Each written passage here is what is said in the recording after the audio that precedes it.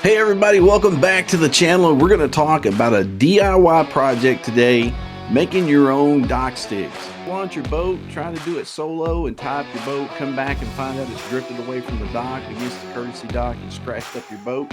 Or if you just had trouble trying to keep it anchored in place on a windy day while you're trying to launch. If that's you, stick around, you're not going to want to miss this one. We're headed out underneath the boat shed with that DIY, make your own DockStix. Hey, what's up everybody? It's Ronnie with RC Bass, and we're back out underneath the boat shed today for a little DIY, make our own DockStix. Okay, so a couple things you're going to need before you get started.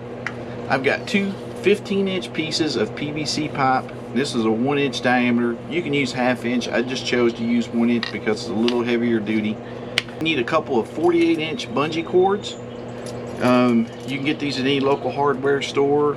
A lot of folks prefer the plastic tip ones. I use the metal tip ones on these. It just happened to be the ones I could find quickly. You need a piece of weed eater string just to pull those bungee cords through, and I'll show you in a second. And then you're going to need some rubber leg tips. Now I got the 1-inch PVC pipe, so I'm 1/8-inch rubber leg tips, and I got these from Ace Hardware. They were a couple bucks. And then finally, you're going to need a drill with a drill bit or some kind of punch or file to punch through those rubber leg tips. I already pre-drilled my rubber leg tips. You can take a look there and see the hole in the end of them.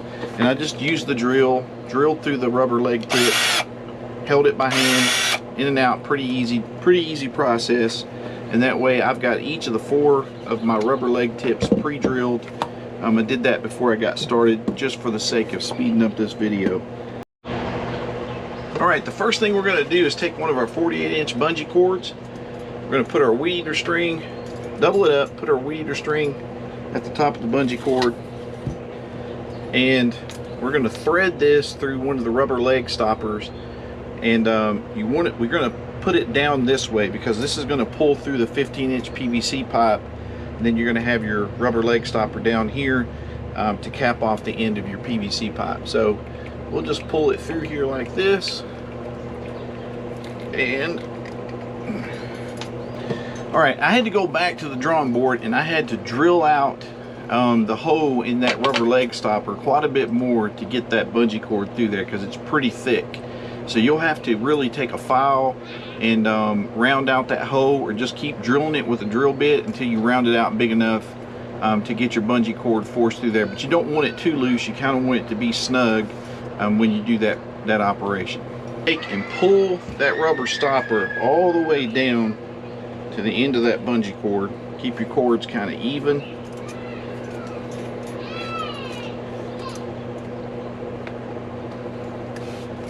There you go.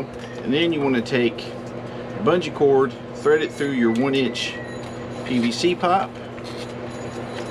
Don't cap it off yet because you'll need to play with it a little bit to have some more slack on the other end.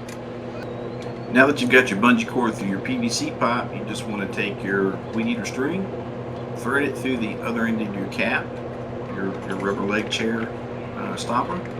Pull that down, pull your bungee cord through it, and then you're ready to put your caps on the end of your PVC pipe.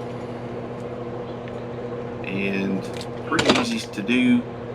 This one I had to put the pliers through the loop on the bungee cord just to pull some slack through to make sure that it was in there really good.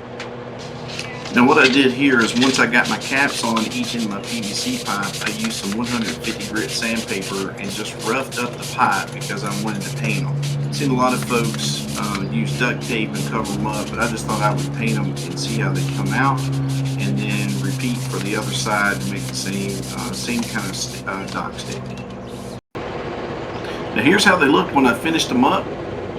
See the loop end on one and the hook ends on the other, and repeat it for the other side. Here's the second one. It looks the same. They actually came out pretty nice. Pretty cheap way to build DockStix.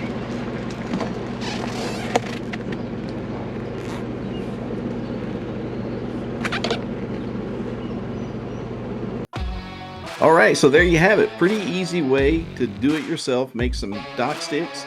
I think I had about $20 in pieces put into this one in a little bit of time. I think DockStix are normally about 50-60 bucks by the time you pay shipping and handling if you order them. So a good way to save some money. Hey, I've got some other great DIY tips, especially for your Bass Tracker Classic XL or Heritage owners. You can go over and check those out right now.